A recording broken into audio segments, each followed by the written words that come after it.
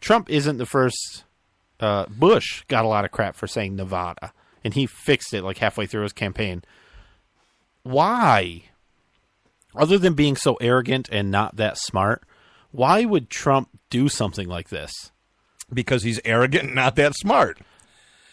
Or if it were me and I were having trouble with that, I would just avoid Nevada my whole presidency. Just never go there. Not even go there. Say, I don't even think, the senator from Nevada is here to see you. I don't recognize that. What is that? I don't know. No, don't show the gentleman in. Right? No, but, Nevada Board of Tourism is here to see you, Mr. Trump. I mean, the President. other thing is I don't know Trump gets a lot of airplay, right? I mean, his name is everywhere, even if it's negative. Yeah. Do you think there's people that are looking at this like his name's all over the media, right? But this is stupid. Why are they picking on this guy for how he pronounced the state name? Do you think it could have like a positive effect for him? Just because there's so much publicity that he's getting. You mean the saying that there's no bad publicity? Yeah, similar. I don't know. I think there is some bad publicity. Is it because they have so very little to pick on him about because he does everything else perfectly? He is pretty perfect. I just wish he would pay his fair share in taxes. Yeah. That would be good. Yeah. Yeah. It's not fair that he does exactly the same thing as Hillary Clinton and the Clinton Foundation and the New York Times everybody that has ever paid or filed taxes has tried to do. Sure. Tried to take as many deductions as they can. Yeah. Very few people will just write a check for 90% of their income and send it to the government. I've found that if you just don't file your taxes, you don't have to pay anything. No, I know it. After a few years, they just forget you exist. Yeah. And then suddenly they remember.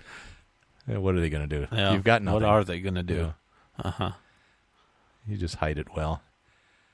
Speaking of a professional politician.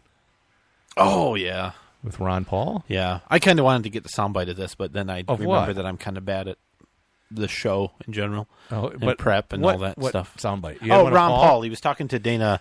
How would you pronounce her name? Loesch? Loesch? LaDouche? No. Yeah, who cares who he was talking to? Well, it's important. It's not. It's what he said that's important. What did he say? I thought he said I don't belong in politics. That's what he said. Yeah. Which is, I mean, it's clear, but it seems like he would have realized that closer to the beginning What's of his history? He didn't. Well, so let's see. Back in 1976, he represented the 22nd Congressional District in Texas. Took a year or two off. Yeah. And then again represented the 22nd Congressional District from 1979 to 1985. Then after that, he took some time off, right? And he represented the 14th Congressional District. He must have moved. Which includes Galveston, Texas, and that area. Yeah. From 1997 to 2013, he represented them. Yeah. And then, if that wasn't enough politics for you, in 1988, 2008, and 2012, as you remember, he ran for the president of the United States. It's a total of 23 years in politics. But he didn't win presidency. He did not win. So maybe it wasn't Ron Paul that said he doesn't belong in politics. It was the American people that said he doesn't belong in it. It might be. So 23 years as a politician, he figured I don't belong in it. I don't belong in politics. That's what I don't... This bugs me about like him and Gary Johnson and pretty much the rest of the libertarian ticket. The libertarians are, we don't want a career politician. Right. 23 years is at least half a career. Oh, easily, yeah. I mean, that's a career. Yeah. I think Ron Paul is kind of the definition of a career politician. Yep. And these were federal positions, or some of them were for the state?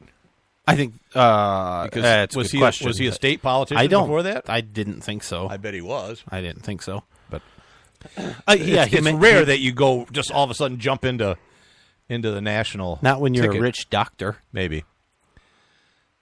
From Texas. The Lone Star State. I don't know. I just think you found it funny, kind of funny and ironic, and come on, guy, I don't belong in politics because you weren't good at it and didn't get anything of yours passed through, and done, or you didn't change that many minds, or what? I don't know. He's okay. I'd vote for him. You would agree, though, that the best thing that he ever produced was his son. Because that's a true libertarian. I mean, for Rand is a true libertarian. Yeah, that's what. Is that what you're saying? That's what you said. I never said that. I think you did. I never did. You did. I think Ron Paul. It's probably closest of anybody, at least at that level of popularity.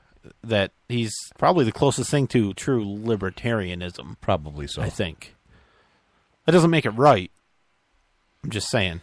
I wonder when Rand will come up with the same conclusion.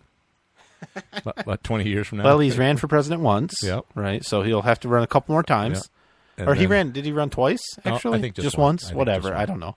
Yeah. Well, now that his dad's out of the way, he can run. And that was his problem in 2012, right? Was that... Run against his dad? Yeah, he probably didn't want to do that. No. Let's see. Political correctness. We can talk about that. Leading the charge, it seems, are all kinds of universities. We got a couple of university stories, I guess. One kind of makes me upset. The University of Mississippi, Ole Miss. Yeah. They've been playing politically correct for over a decade. What did they do? Banned Confederate flags since 1997. Have to do that. That was before it was cool to ban Confederate flags. Right. In 2003, I thought they changed the mascot. It was Colonel Rebel. Well, yeah, and he looked an awful lot like a white plantation owner. Or a colonel in the Confederacy. Which would have been a white plantation owner. Right. They wouldn't have had too many Negroes as colonels in the rebel army. Except the ones that were. No, that was in the North. Oh, come on. I don't know of any. I don't know about colonels, but I don't know of any black officers in the I don't know about that. Yeah, I don't know about that. There might have been NCOs. And they only used them really when they were. It was a foregone conclusion. Anyway, he's a black bear now. That makes perfect sense. A lot of bears. A lot of bear in Mississippi. Yeah, it goes perfect. Let's see. They banned the from Dixie with Love. The band used to play that every game for a long time because the fans were what? Well, they were saying stuff. They were yelling. Yeah, the South will rise again. Yeah. Which, of course, is racist. Maybe. You know that. And then just this year, I heard stories about they're not even allowing the Mississippi state flag in. Now, this is the official state of Michigan flag, or state of Mississippi flag that they are banning from the University of Mississippi football games because the Union Jack or the canton of the flag is the Confederate battle flag. Yeah, so the stars. When you think of a Confederate flag, it's that, except in the square form. It's called the canton. Yeah. And then it has the red, white, and blue bars, kind of very much like one of the Confederate flags. That's in the corner. And it wasn't just, I mean, it was... They were taking stickers and buttons off of people. Yeah. And it was a bunch of colleges, including like the University of Women Affairs or whatever it is, and the other related colleges to Ole Miss. Within the university? Yeah. Okay. They left it up to the individual college, but... To do what? Whether they wanted to fly the state flag or not, but I don't think any of them do. I'm talking whoever oversees these... On campus, you're talking about? Yeah. So you're saying that on campus they don't fly the Mississippi state flag? Or you said it's from... What are you thinking? What are you saying? Yeah. I'm saying they weren't allowing them to come into the football stadium. I'm saying last year during a construction project they had the lone flagpole taken, and they don't fly the state flag anymore. They've suggested that they replace it with the United States flag. Or I suppose the university flag. If the university well, sure, but that's not very patriotic. No. But you would think that you could fly your own state flag that the university is within. Otherwise, you should change it to another name, like the University of Kiss My Dixie White Ass or something. I don't know how recruitment would be for the university, but they'd have a really crappy basketball team. Anyways, so you want to move on from that to... No, not really. Columbia. Or do you want to take a break pretty soon? Yeah, we do need to, but you were done with that?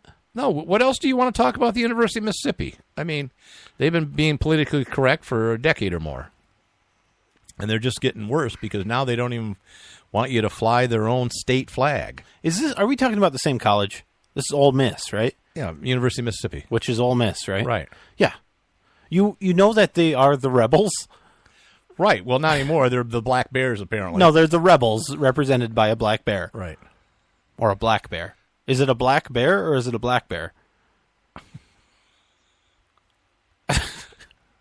I don't know who's inside the costume, but by God, he better be black. Well, let's take a break, but we can talk about... Well, I got a trivia question, but go ahead. I was going to say we can talk about the gorilla running around the stadium. Oh, yeah, let's do that. All right, so this is kind of a two-part trivia question. So the question is, when did Uncle Sam, our beloved caricature of Uncle Sam, everybody kind of pictures, I want you for the Army, Uncle Sam, when did an Uncle Sam make his first appearance? And by the way, he didn't have a beard then. And what year did he acquire whiskers? So that's the two-part. When did Uncle Sam first make an appearance in press? And when did he get whiskers? Oh, do you want me to answer now? No, I want you to go to commercial, and then we'll let people go. Right. Okay, stop it. This is the Ad Out Show. Lock it in. And rip the knob off. Red State Talk Radio.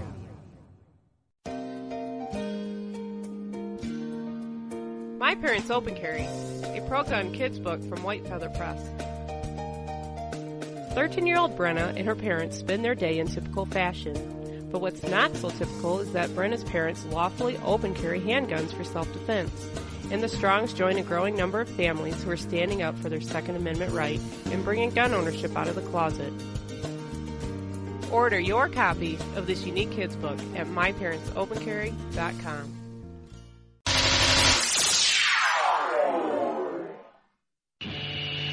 It's a bumpy ride through the political jungle with Nate and Brian.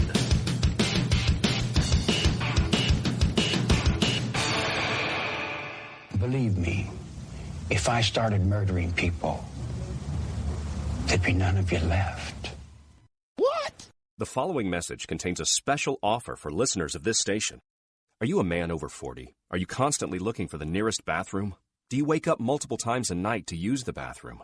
Right now, Perfect Prostate is sending out free bottles of their groundbreaking new formula to listeners of this station. Perfect Prostate Formula was developed by medical doctor Mitchell Fleischer, and its ingredients have been clinically studied to reduce your frequent nighttime bathroom visits and promote healthy urine flow. Right now, preferred customers get their first bottle of Perfect Prostate absolutely free. There's nothing to lose. Perfect Prostate is guaranteed to reduce that constant urge to use the bathroom, especially at night, and promote healthy urine flow. Don't wait. Call now for your free bottle. Just pay shipping and processing. Dial 1-800-680-9903. That's 1-800-680-9903. Supplies are limited. One free bottle per household. Call now. Dial 1-800-680-9903. That's 1-800-680-9903. Whenever I'm feeling a little down under, I can always count on Nate and Brian for their interesting perspective on topics important to freedom and civil rights by listening to the At Odds Show. Nate and Brian cover important topics with insight, intelligence, and of course humor. I can always expect a laugh or two. So if you want to be informed and have a great time, give these guys a listen.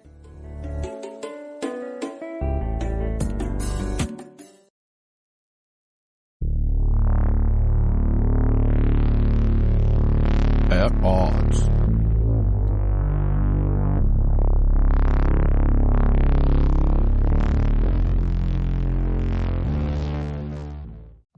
Are you looking for some way cool t-shirts? Check out ChugDoug.com. They have hundreds of crazy fun t-shirts like Gun,